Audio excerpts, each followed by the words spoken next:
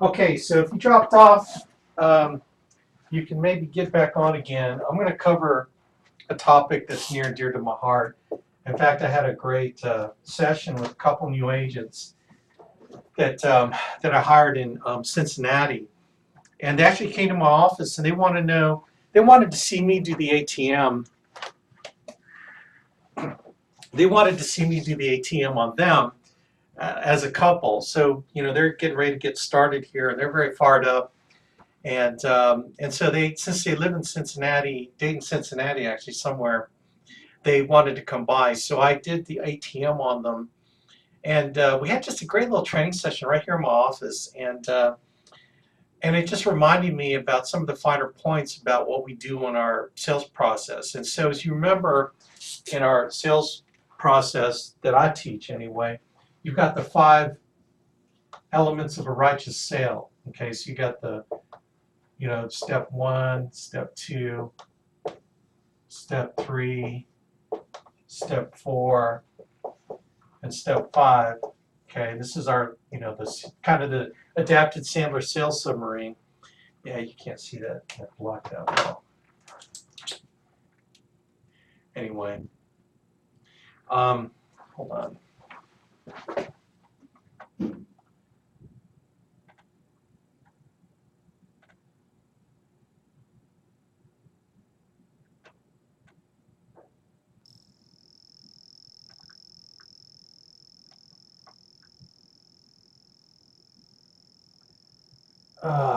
Okay.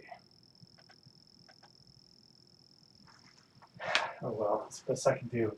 So the 4 steps, just as a quick review. Step 1 is the bond and rapport step, and that's where you create that ability to have the client trust you and believe you. Okay. Number 2 is the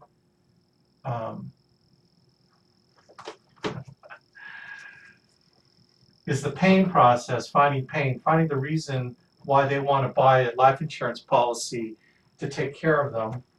And then we have the upfront contract, and that's nailing down that they're not going to want to think about it today. Number 4 is what we call the fulfillment, fulfilling the expectations. Okay, and then number 5 is the post-sale process. Okay, and I've got like a 2-hour video on the sales process going from 1 through 5, and then nailing down the 5 elements of a righteous sale, which is they trust you and they believe you, which is established on the bond rapport. And then the pain is they need it and they want it. And then the fulfillment is, can they afford it? And this is when you show them, okay, so the 5 elements of a righteous sale is number 1, they trust you and they believe you. They need it, they want it, and they can afford it. If you go back to any time you've ever not closed a deal, it's probably because one of these 5 things were not checked off. You weren't able to fulfill these 5 things of a righteous sale. And the first 2 takes care of the 4, okay, which is quite a bit. So really, if you wanted to get really good at selling, you got to do this part really well. The bond and rapport, the pain. Okay, the pain is finding their problem that you're trying to resolve and trying to take care of. You know what I mean? And so the purpose of what I'm going to do right now is I'm going to dig deeper into finding pain. Okay, so we're going to focus on the pain part. Okay, finding pain. And finding pain is merely just asking the right questions. So I'm going to cover 2 concepts with you. I'm going to cover reversing and then the concept of negative reversing. Okay.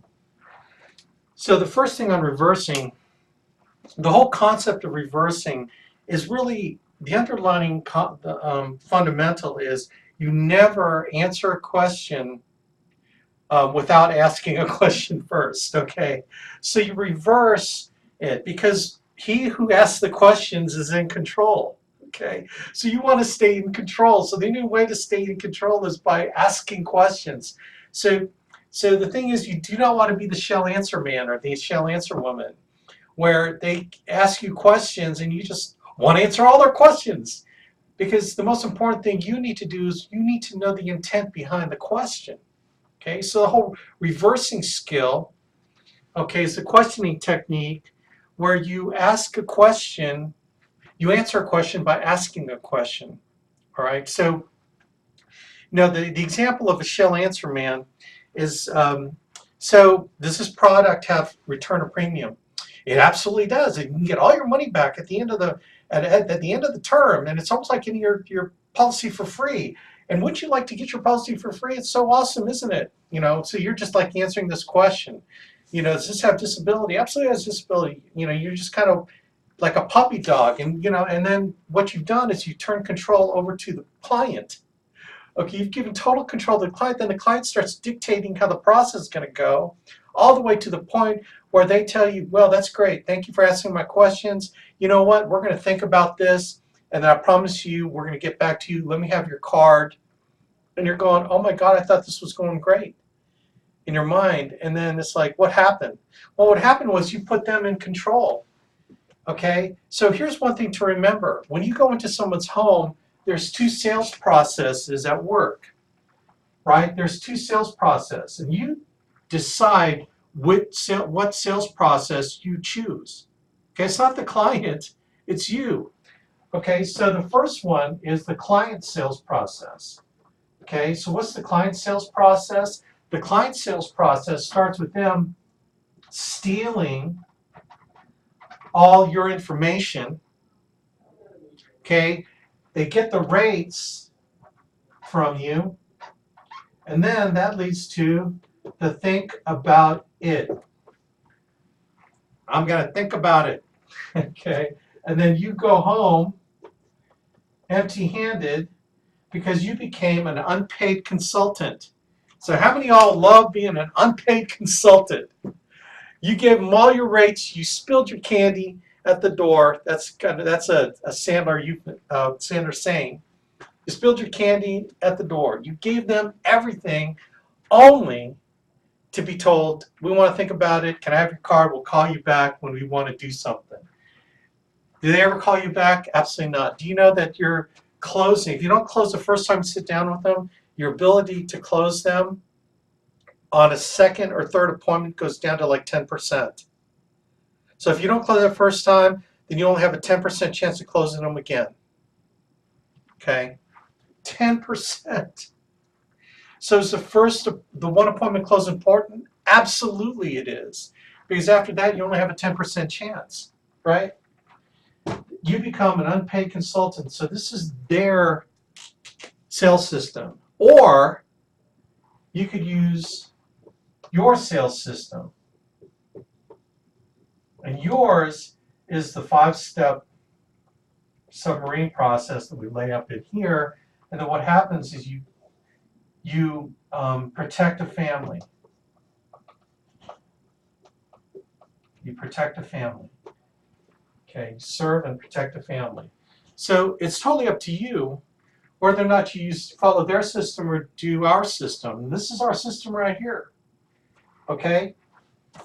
So to stay in control, where you're not relinquishing control of the sale to your client, is you stay in the asking the questions mode. Okay? So when the person asks, well, does this have return of premium? And you answer, it absolutely does. Return of premium is awesome, isn't it? You get all your money at the end, and you run your mouth. And then you think it's going to have a positive effect, when in fact it had a negative effect. Because this is what someone will say to you, said, oh, really, well, the last guy that sat down here showed us this return of premium program. It's like $250 a month. It was just way too expensive. And we really weren't wanting that, but he was trying to push that at us, and we just had such a bad taste in our mouth. So if you're one of those kind of companies that offer this return of premium program, we just really, you know what, we got to go. Why don't you just leave your card, and if we decide to go that return of premium, why don't you just, and you're going, but it doesn't, that's just an option, and you're trying to go back. But the problem was they had such a bad taste in their mouth with the previous agent that tried to push return of premium on them. And they had to call the cops to get them out of their house, right? But you had no knowledge of what happened. You don't know that happened. So you just answer the question willy-nilly, not knowing what the intent was behind the question, and then you screwed yourself. You, because you didn't know. Always know why a client is asking a question. So you always have to reverse. The reversing question technique is answering a question with a question. So how you do that is there's two processes of the reverse. There's the reversing is number one, there's what we call a softening statement. Okay, a softening statement. You do a softening statement first, and then you ask the question to find out why. So the softening statement starts like this. So Alex, let me ask you, does this have that return of premium thing, that rider thing that, that I've heard policies have? And you say, Joe, that's a great question. Why would you be asking that question at this point? That's all you got to do, and just shut up. So the softening statement is, well, that's an interesting question, or that's a great question, or, wow, interesting question. I don't get that a whole lot when I sit down with people. Have you heard of the return of premium before? Why would you be asking that question at this point?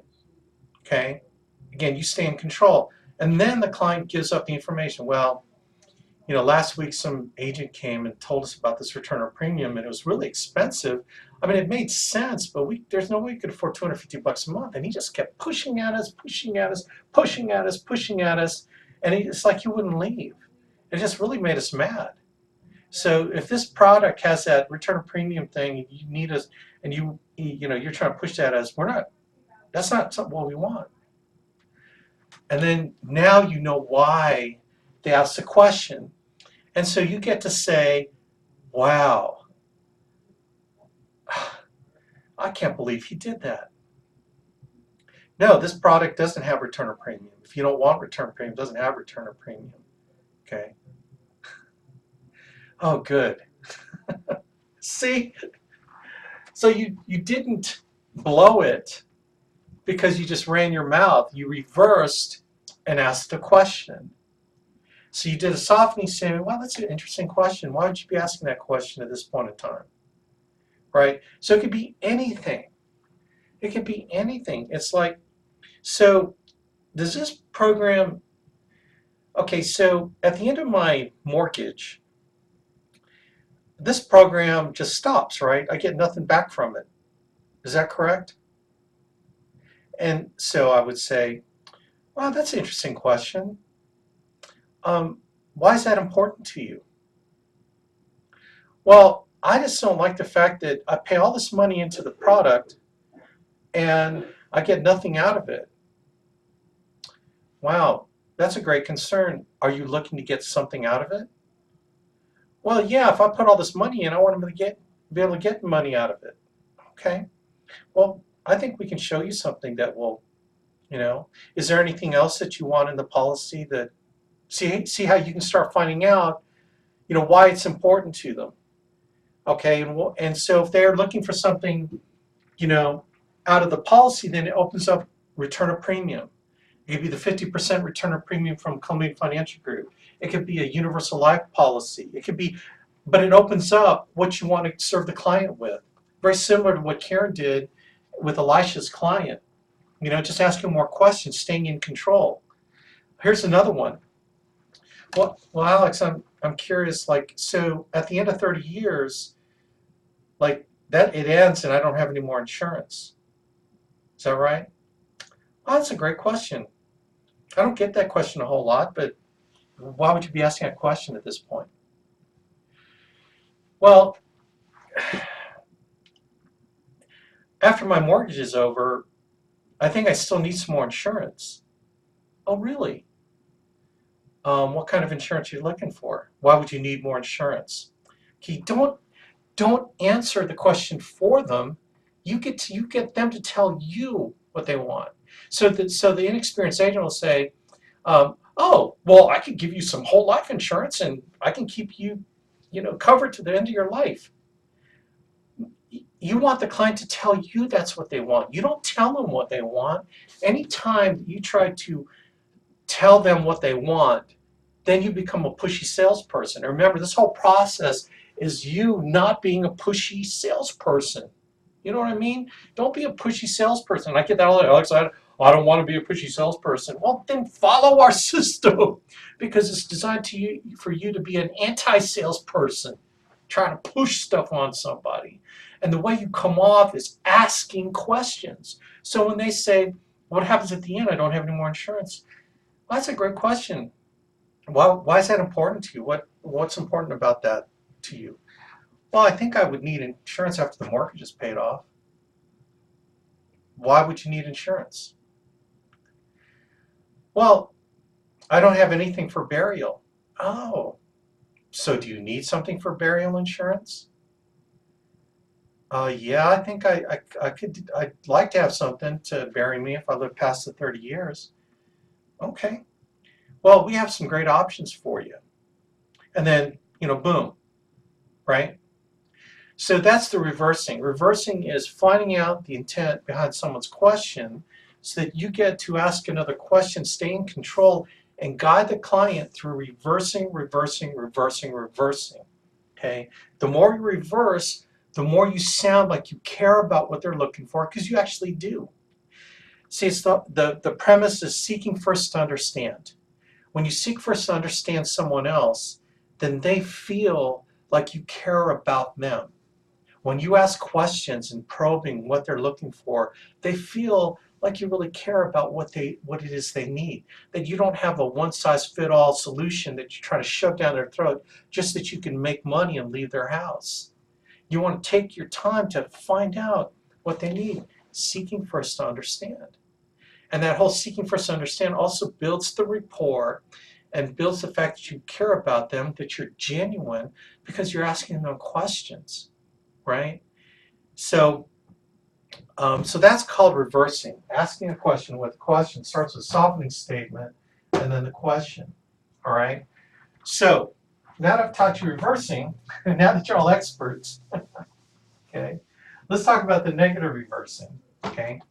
So negative reversing is a different spin on reversing in that you try to push the client by going away from the client. Okay, and what do I mean by that? Well, the analogy I like to use here is called the pendulum, okay? It's the pendulum. Okay, so imagine a pendulum hanging down from a little focal point right here, okay? And then this is the 3 p.m. position, and this is the 9 p.m. position, like on a clock.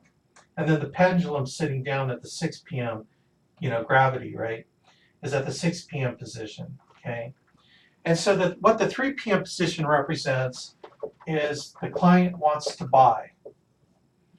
And then the 9 p.m. position, they don't buy. Okay? So there's two ends of the spectrum. So your job is to get them to the 3 p.m. buy position, not to get them to the 9 p.m. don't buy position, okay? So what normal salespeople do, the pushy salesperson that drives you crazy, that drives the client crazy and they can't stand, is what they do is they try to pull, so this is the client is the pendulum. They try to pull the client to the buy position, and how they do that is the old features and benefits, and I'm such a nice guy, and if you like me, you'll buy. It's that premise. So you try to be so nice and be so friendly, and you ask them all about their kids, and you just think that if they fall in love with you, that they're going to buy. And you try to pull them up here to being so nice and so, and you ask them about all their pictures on their house, and oh, these are your kids. What a beautiful wedding picture. And you have that kind of falseness of doing a technique that just doesn't work. Again, you sound like a salesperson. You're trying to pull them up here, and the more you do that, the more it's like, why is this person trying to be so nice? Let's get to business. Look, your job is not to be their friend. They only earn the right to be your friend after they buy from you.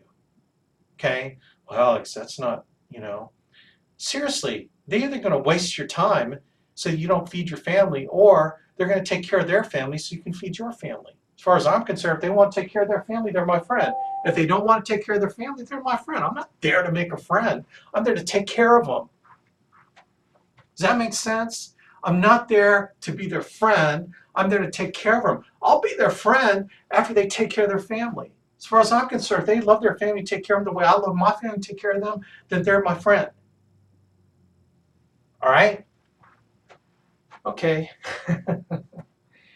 So they try to be so nice to them. They think they're going to buy. But they're so friendly. Here's what happens. They like you and you're so nice, it's easier for them to tell you, well, look, we're going to think about it. And Alex, gosh, I appreciate all the information. Golly, you're just such a great salesperson. You're awesome. You know what? Give me your card. And I promise you, we'll give you a call in the next month or 2 or 6, and we'll let you know what we decide to do. But golly, man, you're just one of the nicest people I've ever met. That's one way people try to pull the client to the buy position. Another way they try to do it is do the tap dance of the features and benefits, right? Man, mortgage protection, it's portable. It'll give you your money back if you want it. It'll do this. It'll shine your shoes and it'll shine your car and it can catch fish and it'll do all these great things. And you're just trying to pull them by the features and benefits. Okay? You're trying to pull them because how great the product is. And you run your mouth. And notice all this is you talking. All this pulling them is you talking. You're doing all the talking. You're trying to convince them because of all the great rhetoric of why they should get mortgage protection. Right? And you're thinking you're doing them a good deal when in fact you're hurting them. All right? The whole negative reverse processing is not pulling anybody anywhere. All you're doing is you're getting behind them. You're trying to pull them negative because here's the momentum. The momentum, let's talk about momentum. The momentum of pulling a client this way, the tendency is gravity to work and pushing them this way. So the more you pull them towards the buy 3 p.m. position, the more they want to go to the 9 p.m. position because the momentum that you're pulling down, the momentum is to go the other way, to not buy. And all those things I mentioned to you propel them that way. Okay? But here's the negative reverse process. Negative reversing is pulling the client this way so that their own momentum takes them this way. Okay, you get behind, call it getting behind the client, trying to pull them to the don't buy, which is kind of weird, isn't it? It's like you're trying to get them to convince you that they want to buy it. And again, the key is you're not a dirty, slimy salesperson. You're an anti-salesperson because you're asking questions. You do this by asking questions, by getting behind. And this is the essence of the negative reverse, is you're trying to pull them negative. So in finding the pain, where this is super important,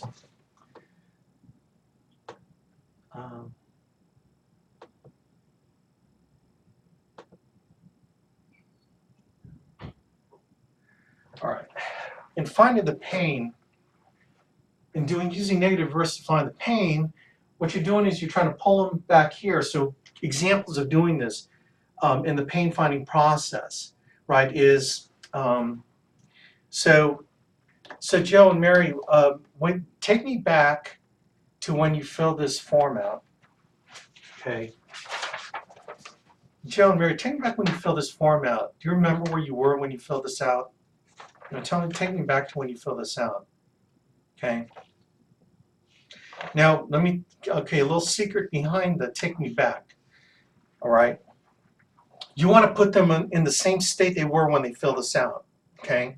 Because you want to take them back to what they were feeling when they were filling it out. So you want to remind them by asking about, so tell when did you fill this out? Well, it's about a couple months ago. Do you remember where you were? Were you like at your kitchen?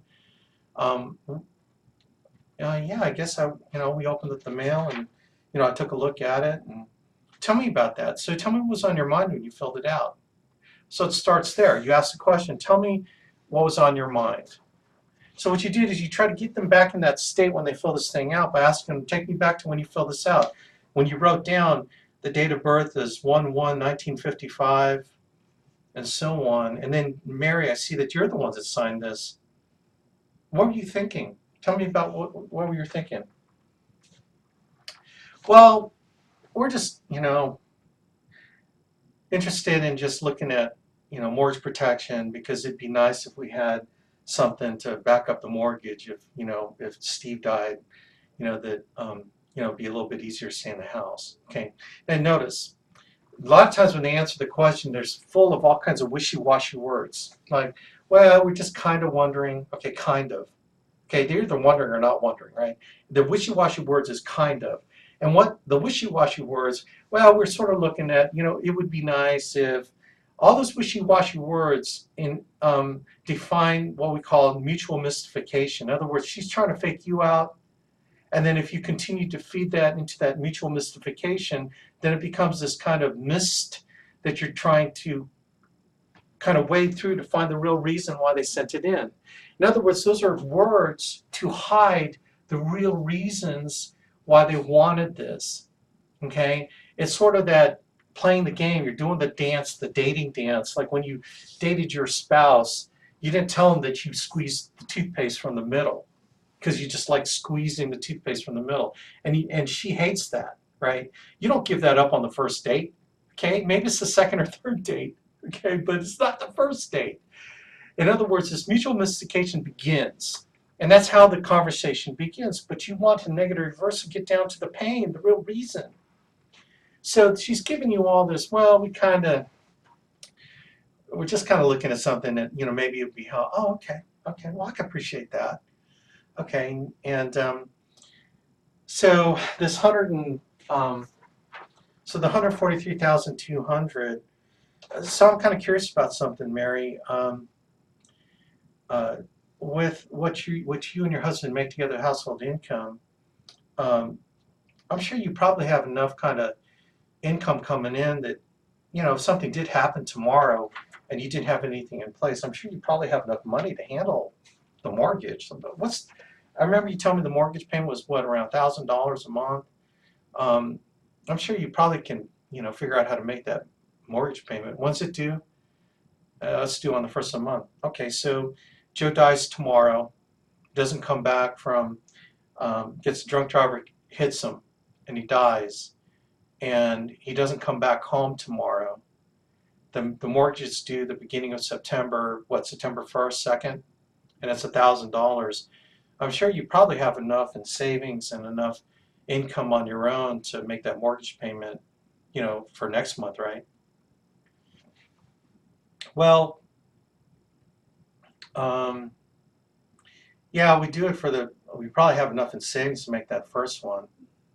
Oh, okay.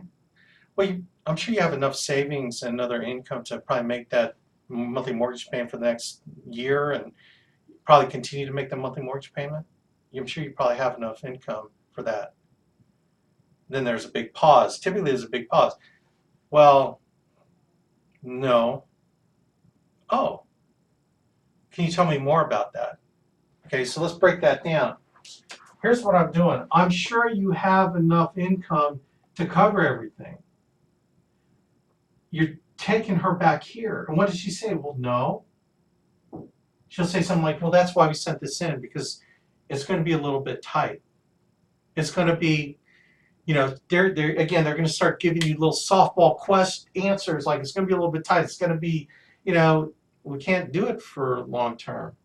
Oh, really? Tell me more about that. So here's what you do. You're trying to pull them back. Then when you ask questions, you get them moving. You kind of kick them off moving forward. So tell me more about that. Clarify that. What does it mean, tight? What does tight mean for you? So you get them the momentum by those reverse, because those are reversing questions. Boom. Okay, to keep the momentum going, you do negative reversing questions. So they'll say, well, it'd be kind of tight. So define tight. What's tight?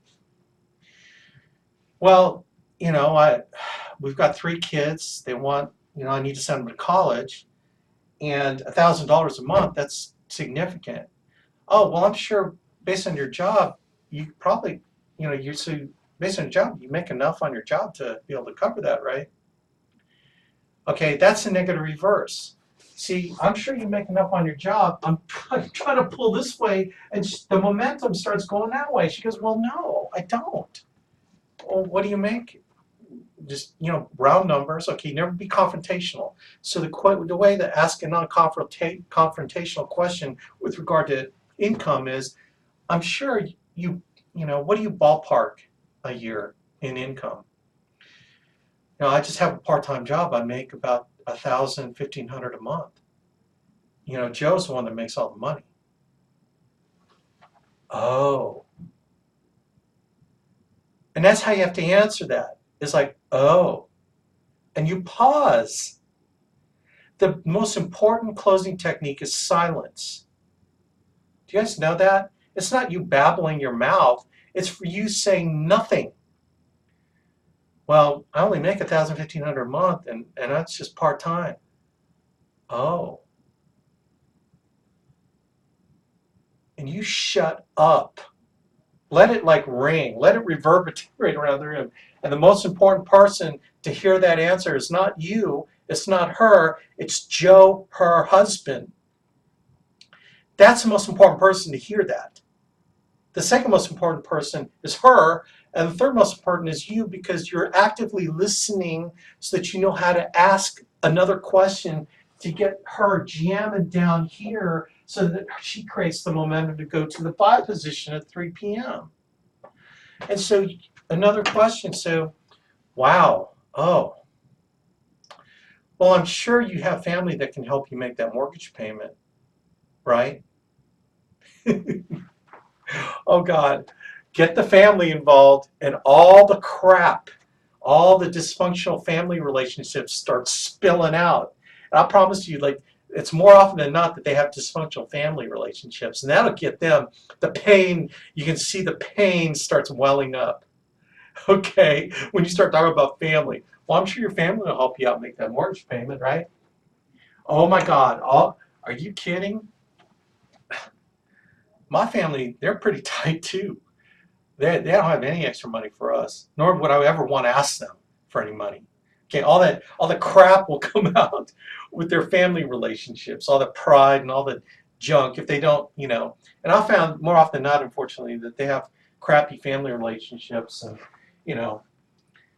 oh man, so you don't have any family. Well, I'm sure Joe has enough of his 401k that you can take an emergency and probably, maybe cover that mortgage for the next 5 years. Oh man. See what you're doing? So remember what the pain process is. The pain process starts off before you enter their house. They're feeling well. Things are going good. They're just going to meet with this insurance guy just to get some rates. That's in their mind. Life's good. We're alive. So, but the pain process gets them from feeling well, and you want to start getting them to feeling sick.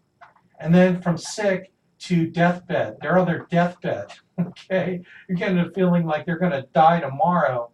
And then you save them to get them well again. And the well part is getting them covered. So you're trying to get them sick, and you're trying to get them super sick, where they're on their deathbed. And you can't assume when they said the magic words, well, we really need this. Don't even stop there. You got to take it to where it's really uncomfortable. Now, here's where I have problems with agents, is they don't feel comfortable taking their patient to being sick, super sick, on their deathbed. Well, I say, man, I just feel so uncomfortable. It's like, oh my God, seriously? So now it becomes selfish. Now you become selfish and worried about how you feel about all this. It's like, gang, I promise you, man, you worried about your selfishness, about how you feel about the process, that you feel uncomfortable, then get out, man, quit. Quit this business. Find something easier, like a job. Find something easier to do, because this ain't the place for you if you are so selfish that you're worried about how you feel about this. Pain is pain. By getting them to feel pain, you have to feel it too. That's the whole bond and report thing. Remember the bond and report thing? That you're mirror and matching them. And you're matching their body language and their rate of speech so that you can feel what they're feeling. If you don't feel the sales tension of them moving this way, then you ain't got nothing. That's why you have to feel sick like they feel sick. You got to feel uncomfortable because you're getting them to feel uncomfortable. It starts here by you asking questions and you start feeling that tension. So you're supposed to feel uncomfortable. That's the whole idea, because that's why they're going to want to take care of their family. So you got to take it to the very nth degree, man. You ain't got to pay until you've asked 12 questions. You know what I mean? You got to go all the way. Otherwise, you're not going to make a sale. You're not going to take care of them. That's the deal, right? So you got to make it feel like, So tell me more about that, Mary. Tell me more about, your parents. So let me ask you a question. How long do you think you could stay in the house before they foreclose on you? And then shut up. Remember, every question is an open-ended question for them to talk, and you shut your mouth. I don't care if there's like 3 minutes of silence. You just sit there and look at them. So how long do you think you can stay in your house before they foreclose on you? Nodding your head, just looking at them, and they're squirming. Well, I don't know, 6 months, a year? Okay, so tell me what happens after that. Where do you go? And you shut up. And then you then you negative reverse. I'm sure your mom or dad will probably take you in, right? I'm sure your family will be able to take you in. Oh my God. Again, we remember the dysfunctionality. It's like the last thing they want to find out. I'm sure your parents will take you in. They probably have extra room in their house for you and your 3 sons. You think I'm kidding? I ain't kidding, gang. This is serious business. And you got to say it with like purpose, with a thimbleful of boldness. You're not being an a-hole, but you're doing it with nurturing. Okay, so you got to say it with a nurturing attitude. So I'm sure that your parents will take you in. They probably have enough room for you and your 3 sons, right? Shut up. Well, they'll take us in, but oh man, it'd be hard. Define hard. What would be hard? Let me give some more questions. So what would you do with your things here? Would you have to put it in storage? Would you do a yard sale? Let me ask you I'm sure, okay, negative reverse, I'm sure your kids would have to transfer to that school system there. I'm sure the school system there is probably pretty good, right? They might say, yeah, it actually is pretty good. Oh, awesome. Or they'll say, oh my God, it's like one of the worst school districts. That's why we moved away from where my parents live. Well, it can't be that bad. Again, negative reverse. Well, it can't be that bad. Oh, it's bad. Notice what I'm doing? The more I try to pull, the more she's convincing me that she needs this. I'm pulling hard, and she's like going, psh. It's like a race car. She can't get to the 3 p.m. position fast enough because I'm digging where I'm making her feel sick. And then once I got the situation where it's like this big dark cloud and it's tense and they're feeling the pain, guess what I'd do? I'd say, Joe, you heard Mary. How do you feel about her having to go through all that? And I shut up. What's he going to say?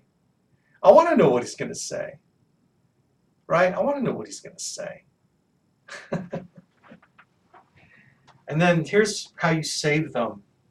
You save them by saying, that's why I'm here, Mary, so that you never have to go through any of that ever again. We're going to put something in place that will take care of all those problems. Would that be all right?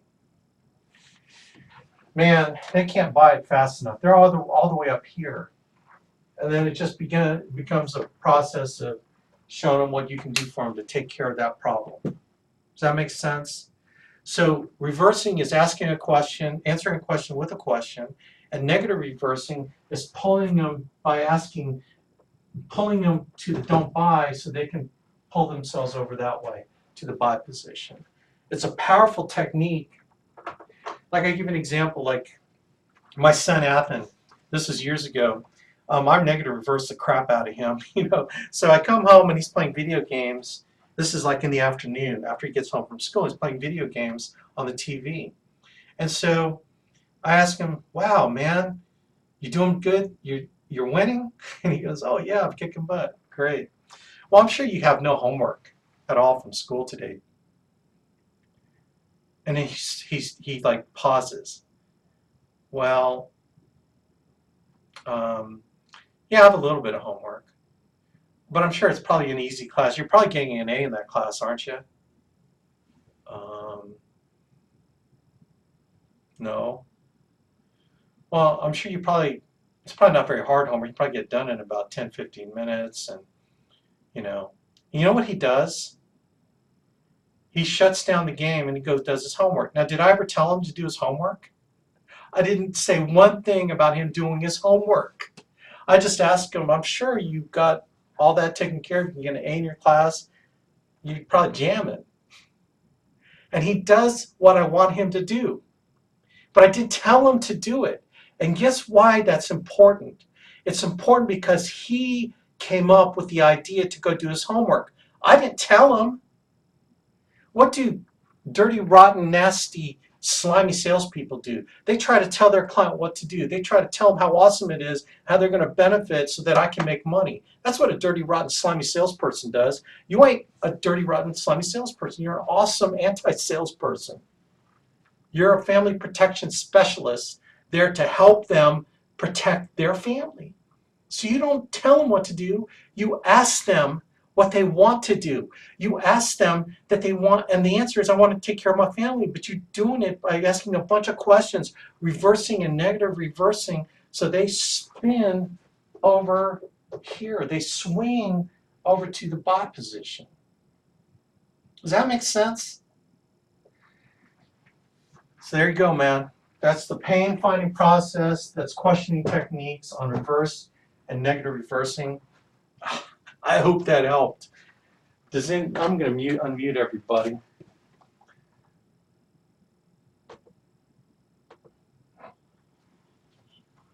Okay, does anyone have any questions? Questions on reversing and negative reversing?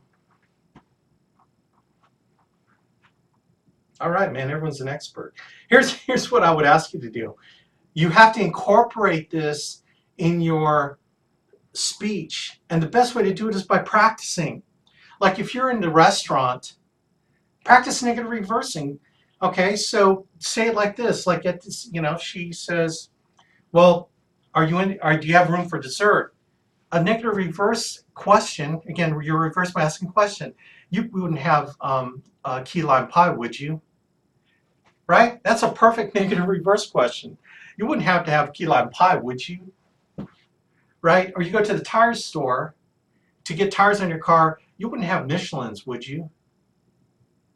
Right? Oh yeah, we're a Michelin store. Well, you wouldn't happen to have 225 60/15s. Oh yeah, as a matter of fact, let me look. You can never negative reverse everything in your life. So do it to practice. And what's interesting is you can get a client, people say it's just a subtle way of manipulation. Well, yeah, absolutely, bro. But you never get them to do something they don't want to do already, okay? So it's not manipulating. It's putting the bumper guidelines, so their car just kind of bump, negative reverse. They end up going down the road that you want them to go down, which is protecting their families, which is the road they want to go down. Because when they fill this out, that's what they wanted, to protect their families, remember. So you're not doing anything that they didn't already want to do when they signed their name on the bottom of the form. Okay? All right, gang, we're done. I kind of went over, but I don't know, I thought it was probably important. All right, rock and roll, man. Let's make this an awesome week, and let's incorporate these ideas into your sales. Okay, gang, God bless. Take care. Let's make this a great week. Bye now.